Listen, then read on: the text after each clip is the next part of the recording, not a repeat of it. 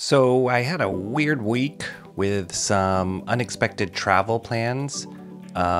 Threw me all out of rhythm. But if there's one thing I know about YouTube, it's you have to stay consistent. So I was determined today to record a new episode of My Wednesday Comics.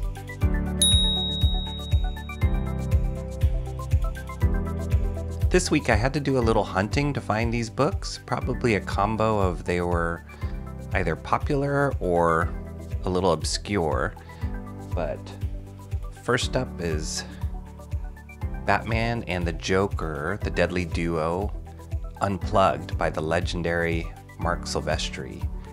This series finished up, but they just released this unplugged version, which is black and white of the first two issues, I believe. And it's funny because they call it unplugged. It's just a fancy term for no color. And speaking of black and white versions, what also came out was Rafael Grampa's Batman Gargoyle of Gotham. And if you guys remember, this one was one of my favorites a couple weeks ago. It's one of my favorite series coming out. Rafael Grampa is one of my favorite artists right now in mainstream comics. And they're also coming out with their black and white version, which they call the Noir version, or Noir edition. I'm actually not going to flip through this one today. It's just because I've already talked about Gargoyle of Gotham and the Noir edition, and I didn't want to repeat it here. But it's still a book worth highlighting. So I'll do it through YouTube Shorts. This one was really cool. Ooh, look at that shiny cover. It's called Macbeth, A Tale of Horror by Stefano Ascari and Simone D'Armini. This one I just heard about through social media specifically by Declan Shalvey, he's an incredible artist. I'm definitely going to review some of his work here in the future. I really, really love his work. And he had mentioned this book. And so it piqued my interest and found it on the shelf, flipped through it, and loved what I was seeing. So excited to kind of flip through it here today. And finally, since that's a retelling of Macbeth, kind of in this Gothic Scotland setting, it reminded me of another book that I had in my collection that was a retelling of classic literature, and that's Prince of Cats by Ron Wimberly. This is a retelling of Romeo and Juliet, kind of from the perspective of Tybalt, who is known as the Prince of Cats. Obviously, the original is written by William Shakespeare, but this is Ron Wimberly's version, and it's more set in Brooklyn. Kind of has this hip-hop urban samurai vibe, which is pretty awesome. So let's take a closer look now. All right, first up, Batman and the Joker, the Deadly Duo, Unplugged, which again is the black and white version of the first two issues of the series that's already done by Marc Silvestri. Marc Silvestri wrote and drew the book, and then the colorist Arif Prianto, if that's how you pronounce his name, did the coloring, and he actually did a really bang-up job. He added this really nice painterly quality to Marc's already kind of gestural, sketchy style, and I really liked it. I thought it worked well. It created the mood really well. I'll probably compare a few panels as I go through the black and white version, but he did an awesome job. But it's always amazing to look at just the unadulterated pencil work of Marc Silvestri. He's a legend, one of my favorite artists. I've heard many, many interviews from a lot of the image creators who he kind of rose up in the ranks with, like Rob Liefeld, Todd McFarlane, Jim Lee, all those guys. I think hands down, everyone's opinion was that Marc was the best artist. And he has proven that time and time again. He can draw anything, any character. He has so much appeal in his drawing, just so much ability. He can draw figures, he can draw backgrounds, he can draw women, he can draw men, he can draw environments, mood, expressions, acting, staging. He just can do it all. And it always looks so effortless. And this book really shows that off. I got into Marc Silvestri's work on his Uncanny X-Men run. That really is what cemented my love for comic books. He was paired up with an inker named Dan Green, who sadly just recently passed away. But they were an awesome pairing because Dan Green's inks were so gestural, and that's one thing that Marc Silvestri has. I've never felt like his work got super tight. There's always a gesture and a movement to his drawings, even in these highly rendered ones like in this book. So Dan Green really brought that out. Marc's pencils were not as rendered in his Uncanny X-Men run, so it's really interesting. After Uncanny X-Men, I mean, he did his own book, Cyberforce, with Image and a bunch of other stuff, and then got super popular and really built his company on Witchblade and The Darkness, which kind of went this horror route. And you can see that applied to this newer stuff in this Batman book. So a lot more rendered, a lot more shading. And I'm not exactly sure. I can guess that he probably penciled this and then just digitally enhanced it to make it quote unquote inked, because it definitely looks like it's pencils, maybe just leveled out in Photoshop or something. I could be totally wrong. I would love to see Marc Silvestri's work at size in person. I'm sure it's a sight to behold. His renditions of Batman and the Joker and the secondary characters are phenomenal. Look at that expression. I feel like this was a reference to Christopher Nolan's The Dark Knight, where Joker's hanging upside down. Look at like these kind of shots, and Marc actually did this a lot in Uncanny X-Men. He would do these incredible angles on characters' faces. Growing up as somebody who's wanting to be an artist themselves, I was like, how did he get the perspective like on the nose? And must reference a lot, but I love this upshot and the lighting on Joker's face here. Super dramatic. This book doesn't have any of the lettering in it, which is nice, not to knock the letterer, but it's really just nice to see the artwork on its own. And it's two books, the first book and the second book. Here's book 2, which is actually, that's the pencil drawings of this. So you can see the comparison of the colored version and the penciled version. Again, I love what the colorist did here. Kind of a watercolory, painterly effect in the background. He didn't lose any of the pencils. Gave a great sense of light. Similar to Rafael Grampa's book and the colorist Mateus Lopez, I feel like the colorists, the colored version and the black and white version, are equally dynamic, equally intriguing, and so I love to like see them both next to each other. This story was pretty dark. A lot of horror elements and a lot of death, a lot of violence. These crazy Joker-infected zombie characters. But look how much like just movement Silvestri is composing on a page, like super dynamic. Overhead shot here. There's not one boring panel. Even if it's something that's not action, it's all really dynamic and in your face. Love his rendition of the Batmobile. It's very Marc Silvestri. Really cool. This is why I think it was just pencils and then he digitally leveled them out. So it feels really, really gestural. I heard also that he's been working on this book for a long time. So it came out, I think the run of the book came out in about a year, maybe a little over a year. I'd heard that he'd been working on this for several years. This is kind of his like magnum opus Batman story. And he never drops the ball in the art. He does the art all the way through all issues. I think it's 6 issues. and it's amazing. It's actually a really fun story, great Batman story. Kind of showing off that he can draw anything. So there you go. There's only 2 issues that this is compiled. I'm wondering if they're going to do the other ones. Who knows? Maybe depending on the sales of this book. But I recommend it. I recommend the series. They did come out with a hardcover of just the colored version. But really cool to pick up this black and white.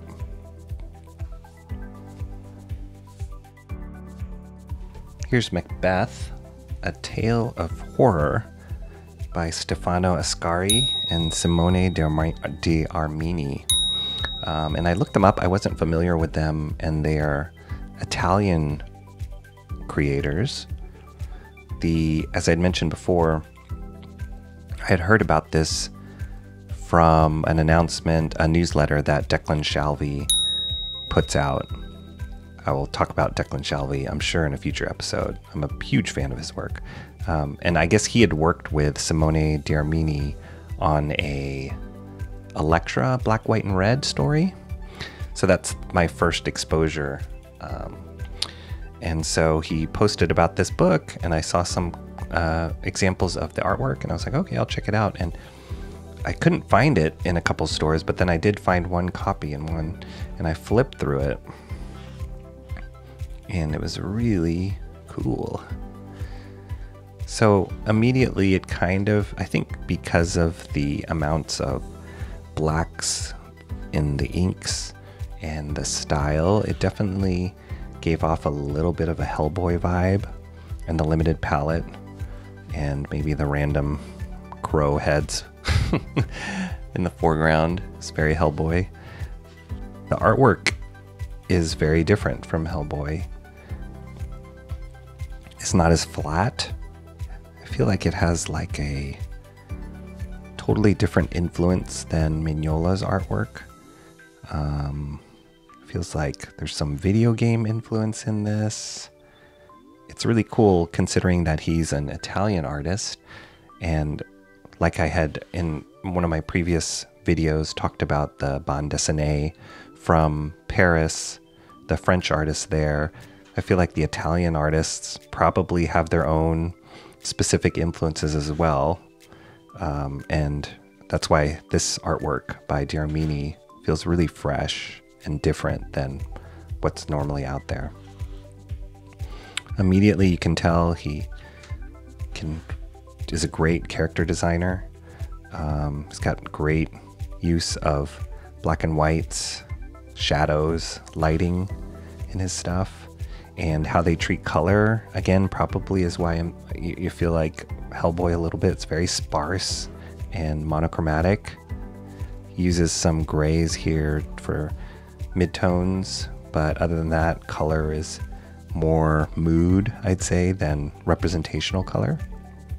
And then this takes place, I haven't read this all the way through yet, but this takes place in Edinburgh, I think.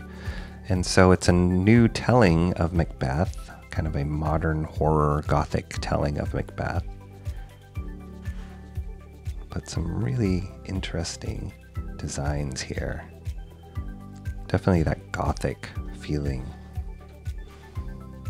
I love his use of panel borders. It's fun. Looks like frames in a painting. And then he has characters like break the frames here. He's definitely got that horror feel in his stuff. Look at that. Wow.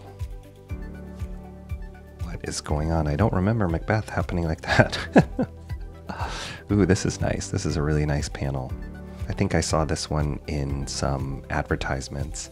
It's got like a spider web or like a stained glass window layout. Really awesome.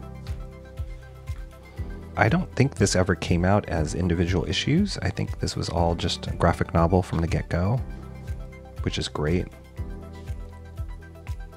I think with a story like Macbeth, it's not really a serial story, right? It's kind of like a self-contained story, so that makes sense that they would do it in a graphic novel. There's definitely a lot of blood and gore in this. to play up that horror vibe. Wow, that's cool. Yeah, without reading it, I can't totally pinpoint where the story's going, but the artwork looks amazing. The end.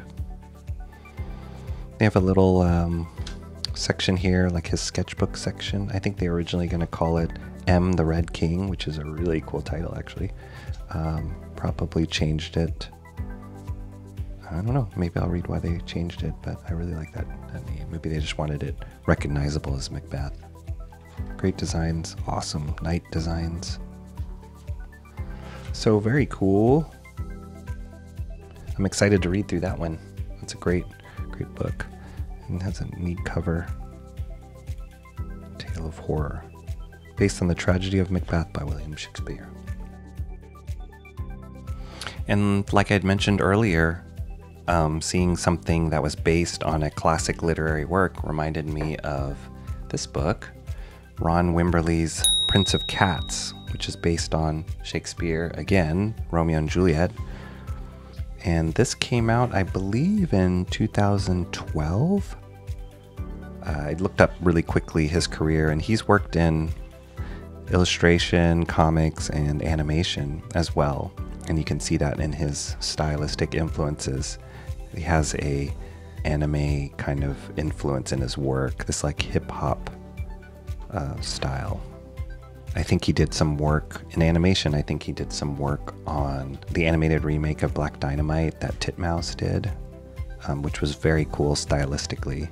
Take place in Brooklyn. You know, they're talking about the Montagues and the Capulets, but it's like in a newspaper form.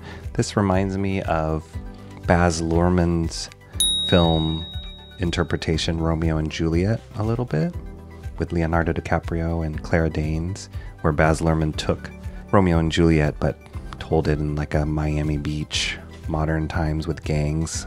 That's one of my favorite movies. Kind of has that vibe to it, but this is Brooklyn, so a little bit more hip-hop, a little bit more urban. But it's fun. It's fun colors, fun, almost graffiti-ish style mixed with anime. And I know they've come out with a few versions of this. At one point, I believe this was even optioned to be made into a film. I don't know what the status of that is now. Ron Wimberly's got this cool style. Some elongated, exaggerated figures, which definitely feels graffiti-esque. There's a anime artist by the name of Kyoke, Takeshi, I believe Kyoke, and he did a series called Red Line, which is incredible. And it looks like Wimberly is a big fan of Kyoke's artwork as well. And Kyoke has these like super elongated figures and really exaggerated perspective.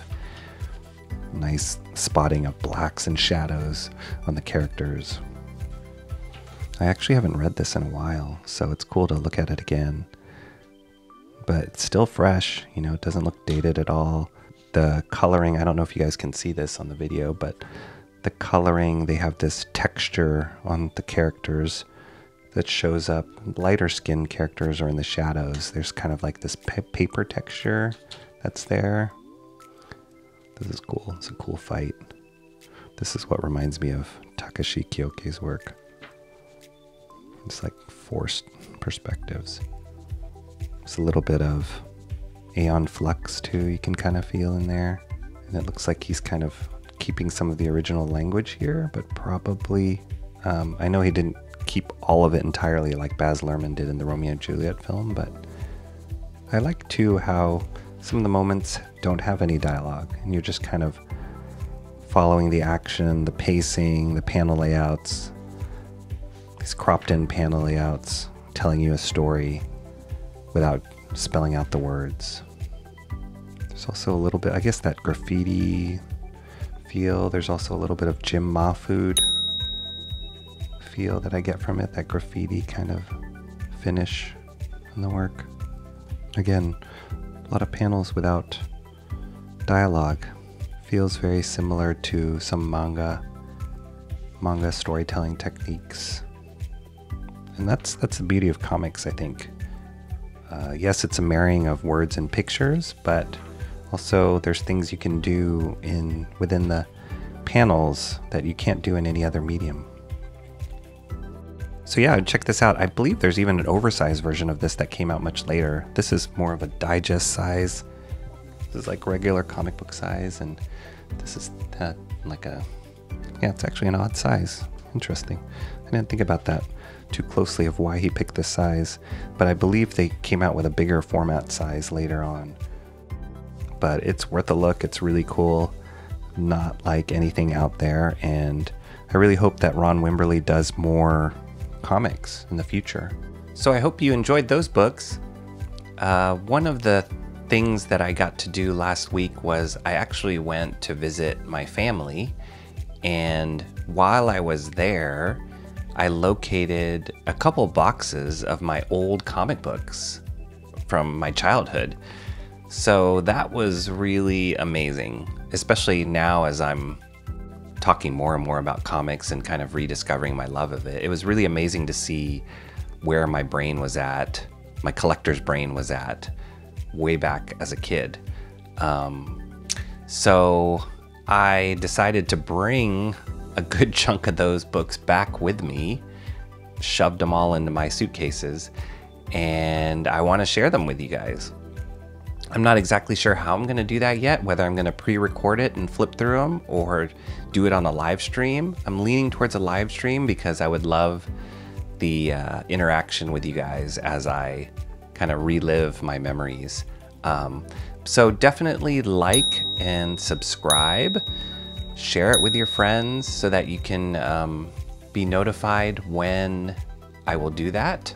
That's coming soon. I have a whole bunch stockpiled, so I'm just organizing them right now and figuring out what's the best way to do it. But anyway, it should be pretty fun. I'm sure it will remind some of you guys of your childhood books, but also I bet I have a few in there that some of you might not have ever heard of. Anyway, thanks for joining me this episode, and I hope to see you soon. Take care.